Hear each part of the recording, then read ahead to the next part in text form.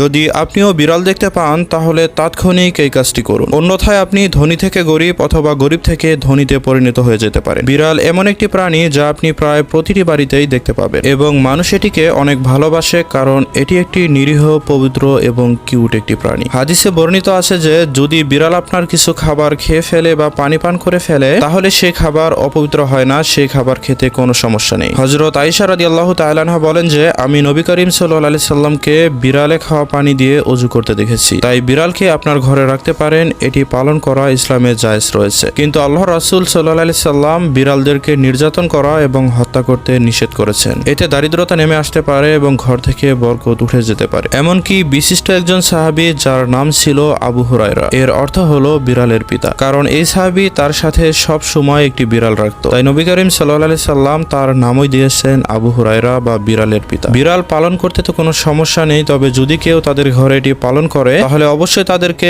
খাবার, পানীয় এবং প্রয়োজনীয় যত্ন নিতে হবে। আর আপনি যদি এটা না করেন তাহলে একটি নিরীহ পশুকে কষ্ট দেওয়ার কারণে আপনার ঘরে বিপদ নেমে আসতে পারে। তো সম্মানিত বন্ধুরা, আপনাদের কার কার ঘরে বিড়াল আছে অবশ্যই কমেন্টে জানিয়ে দিন।